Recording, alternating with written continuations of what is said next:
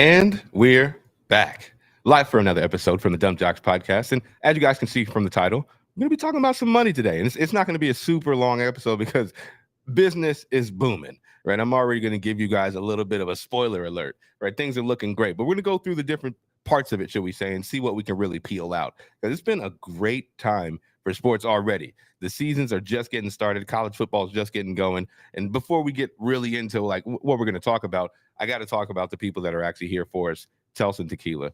They're here every episode, making sure that we are prepared to be able to bring you the good sports news in our own little perspective, right? And anywhere that you are, and whether it's in Vegas or anywhere across the nation, you can always order their tequila online. We'll start adding a link into the description, and we'll have that in the video afterwards. But for the people who are in the locker room, they already know about this. They already know what's going on with Telson and the big things that they have developing, right? So we want to make sure that you guys can join that community if you're an athlete or maybe just somebody who played a sport and you're looking to, let's say, connect with others. That's going to be right at the link below. We're going to be able to get you in there, have some resources for you, really be able to develop this, let's say, foundation of success that we're trying to have for all the guys out here.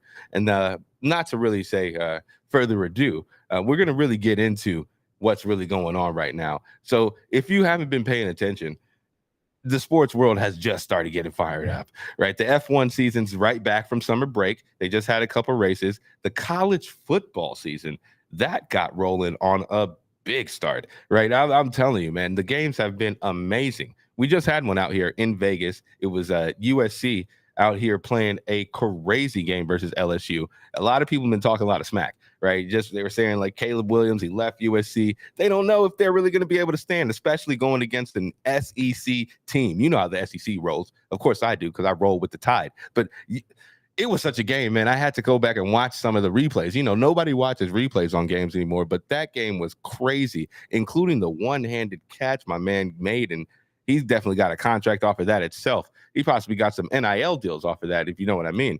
And boy, oh boy, it got you glued to the screen. And there were so many things as we get into like the NIL deals. There were so many players that made a name for themselves all across the nation. And that's the beauty of the way that sports is kind of taking over the finance world in that way. What I mean by that is that any person who plays a sport right now, doesn't matter at what level, you have an opportunity to create monetization. You can be an influencer. You can actually be able to work with different athletes depending on what your skill set is. But there are so many levels that you can create monetization. It's insane. Now's the time better than ever before. And when you get to like developing these things, I'd seen somebody that kind of posted it out for us. Tall Guy Tycoon. That's Tall Guy Tycoon. The same way you would expect it to be spelled, should we say. He's giving out gems every day. If you're ever looking into doing some trading or looking on what's going on in the crypto world, check him out, give him a follow. But he also talks about different ways that we can be better men, you know, because our daytime show is for the men. So he talks about the different ways that men can get caught up, the 3 L's that are really have a man taking a major L. And it's if you don't have these 3 things in control, your life can really get messed up really quickly. And it's lust, liquor, and leverage. You must have these 3 things in control. And the reason why I brought that up is because these player contracts right now are really just a sticking point. And it's both sides just showing, you know, what leverage they have and who's really going to be able to take over and kind of like win this battle out. They're both playing poker, and we're going to see whose hand's going to really last the longest. Now, what contracts we're talking about, there's a couple of them. So right now, Trent Williams with the 49ers, he hasn't closed the deal. Maybe it's closed as of now as we're doing this live. Maybe it has closed at this moment, but before we were getting on, things hadn't really been finalized, but he flew back to San Francisco. For those of you guys who don't know who Trent Williams is, you know, this is going to show you the importance of like what's going on right now. He's an offensive tackle, right? A lot of people don't necessarily recognize his face. He's a really big guy, but if you saw him walking out on the street, you probably wouldn't know who he is. But he is so important to the team because he protects what they call the blind side. A lot of people might know what that is based off of the movie that came out, but if you don't understand the importance of it, it's the person who is blocking the backside of the quarterback. If you're a right-handed quarterback, obviously when you drop back to pass, your right hand's behind you, so you're not seeing anything on your left side. So that person that's blocking for you over here is extremely important. If he sucks, you will be hurt. You will lose your money, you'll lose your career, and the franchise is just going to be pissed, right? So Trent Williams is one of the best left tackles in the entire game. He understands what his leverage is. He understands that if I'm not playing, it doesn't matter how good Brock Purdy is. He's not going to be able to pass it to anybody. So you guys need me more than anybody else might realize. So what he's done is he didn't participate in anything. He didn't participate in preseason. He didn't participate in training camps. He didn't go to none of that. He took all the fines, up to $4 million in fines, because he didn't participate in any of these things. And he said, I'm not going until you guys give me a contract that I feel I deserve. And with him getting on that plane shows that maybe they're getting close, right? And then he was just holding on to the leverage that he had, and he understood what he was able to do. Somebody else who's really holding out similar to that is a name that we might all know, is Ja'Marr Chase over there, the Bengals wide receiver. He also has not reported to really anything outside of individual training camps, just kind of showing, hey, I'm in shape. I can really still do what I do, but I'm not going to put myself in any compromising positions until you guys give me a contract, aka exercising his leverage. And will he come back before this first game? We don't know. Adam Schefter was saying earlier today, for those who you guys check out ESPN, what he was talking about is that last year around this time, Joe Burrow was going through the exact same situation, which is the quarterback for the Bengals. And they didn't get his contract done until 11 minutes after the first game of the NFL season started. The Thursday night game that kicks off the entire season, 11 minutes after that started is when they got Joe Burrow's contract done. What he's saying is that that could be the same timeline that Ja'Marr Chase is going on, that his deal might not get done until a couple days from now, but we'll see how that plays out, because Ja'Marr is going to hold out his leverage. He's going to make sure that he gets paid and in the upper echelons of the wide receivers. So for those that are not aware of what that is at this moment, that's anywhere from $30 to $40 million a year. He's making sure that he gets that bag. And I'm not mad at you, brother, because that's what everybody's doing. Everybody out here in all levels of sports is winning, right? They're going to be able to get money in any ways that they can, right? There's a couple things that also had gone down today. And not only did we have these players that were holding out coming back, there was some different news that were talking about how the NBA is actually making billionaire athletes from the contracts that they're giving them. Not only that, we're also going to talk about like maybe the international influence that could be kind of bringing in that type of big money, because this doesn't come from anywhere, right? There has to be somebody that's dragging these type of things in. We'll get a little deeper into that. But then what's really going on crazy as we talk about international stuff is the NFL is really trying to expand internationally as well. They have a game that's going to be going on in Brazil. They have other ones that are being planned in other countries, which we'll get a little deeper into it. But the NFL and football as a whole is expanding its reach. You would think that they had enough popularity, but they said, no, you can never have too much. And they're trying to expand even further. And now that like brings it to like a battle of like, which is going to be the biggest, basketball versus football, right? I don't know. We'll see which influence has like a bigger engagement pool as we get a little deeper. But the first thing I wanted to double back onto is the NBA players are actually starting to become billionaires off of the actual contracts. So let's dive a little deeper into that. Are these athletes more valuable than, let's say, the athletes of the past? Michael Jordans, your Magic Johnsons, Larry Birds, things of that nature? No, I'm not going to say that. However, they are born in the perfect time where just because of the way that the economics of the world is, inflation, et cetera, you actually have the ability to make exorbitant amounts of money. Now, how are they doing that? So the NBA has something set up where they split all the revenue that comes into the NBA. It's going into a pot, and that pie is split 50-50. 50% goes to the owners, 50% goes to the players, right? There's 30 owners, but there's usually about 450 players. Anyways, there's a lot of money that's going to be split off to these guys. If you didn't notice what happened this past summer, they actually signed a major TV deal that's going to kick in a couple years, and then it's going to go on for about 7 to 8 years. And that deal is going to actually bring in an exorbitant amount of money into the NBA right now. And here's how that's going to change things out for every player. As that money comes in and more people are getting access to it, it's going to make the players' contracts even bigger, because the salary cap has to go up based off of how much money is actually coming into the league, which means these players have to get paid more out of these contracts. The max contract is about 35% is what it's allowed to be for the actual team contracts when it comes to the salary cap. So let's say, for example, your salary cap, and these are just round numbers so you can understand, your salary cap is $100 million. That would mean that the max contract would be able to be $35 million. With these numbers going up so much higher, we're getting to the point where they've already projected people like Anthony Edwards or Luka Doncic when they sign their next max extension contract. If they keep playing at the level that they're at, they're going to be getting $100 million a year to play basketball. If anybody plays a career like LeBron James, oh my goodness. Oh my gosh, you're sitting pretty. We're really talking about generational wealth, but this is going to change the game. And I talk to any young athletes. If you're wanting to get into a sport, I actually suggest basketball because you can get into it a lot faster if you have the talent. You're able to go pro at 19, right? 1 year after high school, compared to football, you have to do 3 years after high school.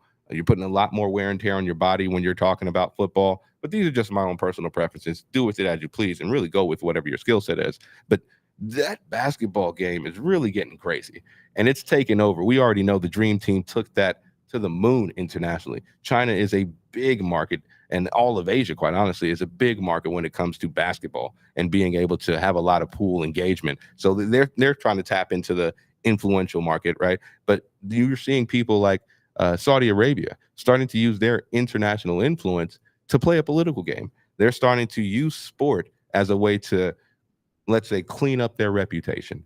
All right. Some people haven't always looked at that part of the world with the best light, and they understand that, and they're looking to find ways to have people look at them in a different way. So a lot of people know about Live Golf that they've created.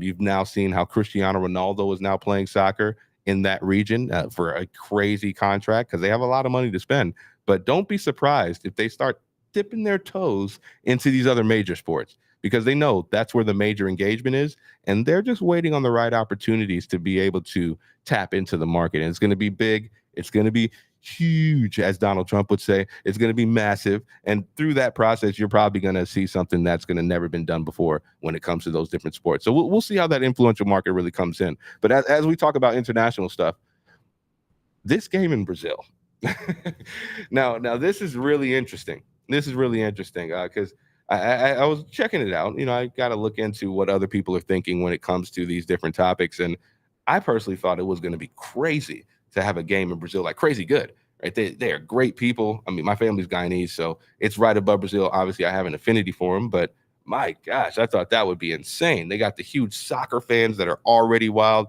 You're kind of playing an American football version. They understand it a little, but it's still the same, right? It could be awesome. But there's been a lot of complaints that have come out. There's been a lot of people that have just been not saying good things about what this trip is going to be and the experience that could come from it. They've talked about the danger that could be in the city per se. They've talked about how little access they're really going to be able to get to the rest of the city. And quite honestly, man, I think it's a great thing. I still do think it's a great thing. I still think that no matter where you are, there's more good people than there are bad people. In Brazil, of course. Is there crime in New York? Of course. Is there crime in Las Vegas where we are? Of course. There's crime everywhere. However, I still believe that there's more good people than there are bad people in the world. So putting something like that and that type of experience together, I think is going to bring out the best of that entire environment, quite honestly. Similar to like what was happening when the Olympics was in Brazil. Though it's still the same reputation that they have, they were able to put on a great event. There was nothing but a lot of celebrations that people remember from that. Though, of course, there were probably some let's say not so good things that have happened, but that's just a part of life. So I say shout out to the NFL with what they're doing, trying to take the game internationally and expand. Shout out to them to figure out a way to be able to get their players a little more notoriety internationally, because their guys naturally have a helmet on. Nobody gets to see them. Nobody gets to really understand what their, let's say, personalities are often like unless you're a big star. So shout out to you guys for trying to figure out a way to really be able to get the game going, because you want to know who has it figured out when it comes to the sport of football? The NCAA, right? They got things, they always get a bad rep because, they should just pay the players. And I will always say it, pay the guys, because if you didn't know, NIL is not the NCAA paying these people. It is other companies or other boosters calling themselves collectives, putting their money together to pay the players. NCAA is still giving zero of those dollars that they make out of the billions that they get. All right. So we're working on it. But at least they figured something out by allowing EA Sports to bring back College Football 25. And you guys can see the amount of engagement it's bringing. The numbers are saying that it's anywhere from 150 to 200% increase in viewership in the first weekend of college football from this year over last year. And last year had a lot of hype. Everybody remembers that. It was Coach Prime, it was Deion Sanders, it was Shador, it was Travis Hunt. Everybody was going crazy over what could happen. Nick Saban's last year, it was wild. And they have already quadrupled their viewership when it comes to that. So they figured something out, and they understand how to really get people in. And we all know it's through gaming, it's through esports. And as we get a little deeper into the business of sports, this is like a series we'll probably put together, kind of give you guys a little breakdown of knowledge and what's going on behind the scenes. But you'll see how much of an impact esports actually has in making things go. We'll keep it at that for right now, because like I said, this one is not going to be the longest. If you guys want to get a little deeper into these type of topics, again, the link is right below. You can join the locker room. I'm in there. You'll be able to chat with me. You can always get a free conversation to be able to figure out, where you want to go with this landscape that's provided out for you. And a lot of you guys are probably going to do something on the influencer route. And there's so many people that are really going that place. It's not that difficult. It just takes consistency, and you have to have some type of mission. I speak to a lot of different, let's say, people that come up to me, mainly some different guys, and I kind of give them two different routes and letting them know that as a man, you have two things you need to focus on. A, you have to have a mission.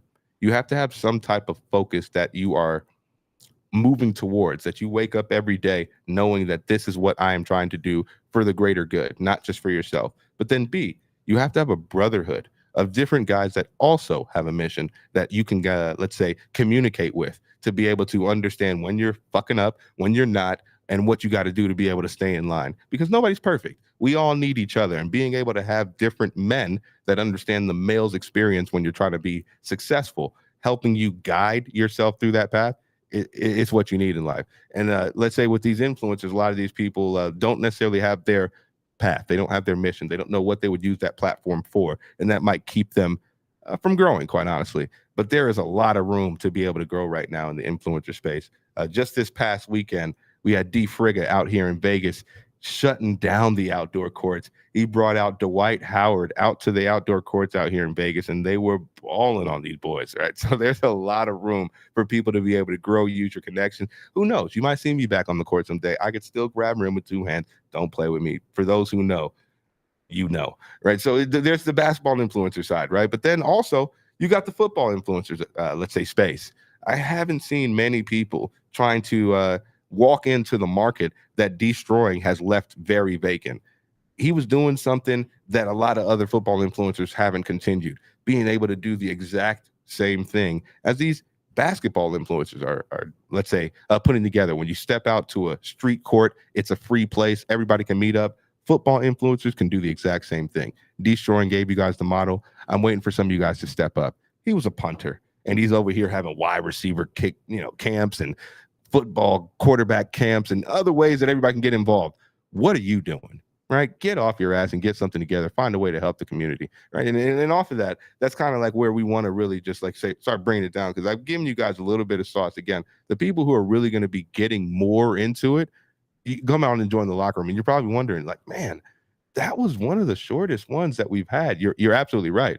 It definitely was one of the shortest, and here's why. We have 5 lovely ladies coming by later on for the after hour show, and we're going to have a great show planned for you guys. So we want to make sure everything's set and good to go for that, because we're excited for getting that rocking and rolling. And for those that are really having a let's say, fun and engagement when it comes to this conversation about business and sports, we're going to continue it on in the locker room.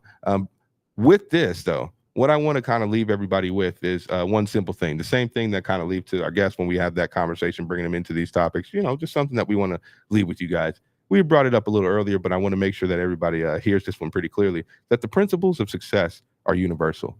The same way you succeed at one thing is the same way that you succeed at everything.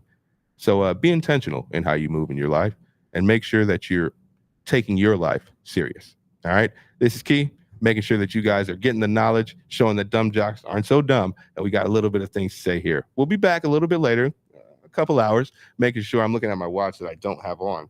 But we'll be back in a couple hours with a couple lovely ladies, and getting different conversation going to see who actually can be the wife of an athlete. We'll see you guys then. All right. Peace.